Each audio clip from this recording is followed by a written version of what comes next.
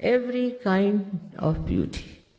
And that has to be brought in our daily life. We should not look down upon anyone for their color, for their race, for their status, class consciousness. All this has been shown in the lives of all these guru saints who lived. Tukarama says, "Oh God, thank God, you have made me a scheduled caste." He was not, but he just says so. All of us, all the time, should not be conscious of what has been our birth, what has been our personality, or what has been our big name. One should not be able to make out it who is the saint and who is not. Even people are proud that they are saints.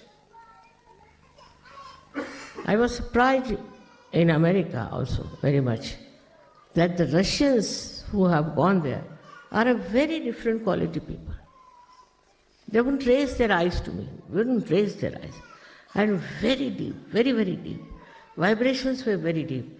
The reason is, I think, they have been oppressed during communism, perhaps maybe, and now they have come to America, where they have seen so-called freedom and what nonsense it is doing. So, knowing these two extremes, I think they have gone very deep into their own being. And they have such strength and such unity among themselves. I was surprised that I had never met them before. They didn't come from Russia. They came, only they were there. So what is it that has kept them like that is that they had no religion in their heads. They had no religion. To them every religion is the same, and they had no religion to follow. So a guru cannot belong to any religion, because these religions are also man-made. They have created such a problem all over, and they are all fighting among themselves. How can they be divine? So you should not get involved into some sort of a religious bias. I've seen it. That a Sahajogi, say if he's a Christian, then the bias will be shown that he is a Christian, you can make it out. If he's a Jew, you can make it out. So what's the use of coming to Sahaja?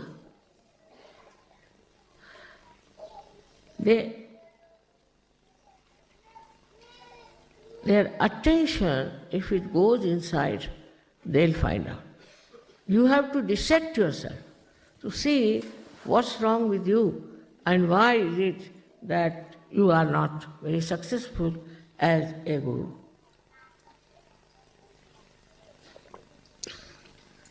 The success of the guru is he doesn't bother about time. Every time is the holy time. For he is not bothered if somebody is late or has come early. He is not a slave of watches and time. This is also man-made. There were no watches about, I think, 300 years back. And nobody was so particular about the time. So first thing, he is beyond time. Kalatita. Then he is also Gunatit. Gunatit means he doesn't belong to the left side or to the right side or to the center. He is beyond these three, beyond these gunas, where he stands and sees everything in the divine light. Everything. If something good happens to him, he said the divine light has done. If something bad happens to him, he said the divine light wanted this way. Everything he leaves for the divine light. He is beyond the gunas. Like supposing there is a person who is on the right side, egoistical. Then he'll start saying, how is it? I wanted this didn't work out, and how. He'll challenge. Another will start crying, the left-sided one, that I'm very sorry, this has happened to me, it should not have happened. And all. Or in the center also, he might think that, how far are my vibrations, how could I not know, and all that. But a person who is a real guru, he looks at it as a drama, as just a witness of the drama.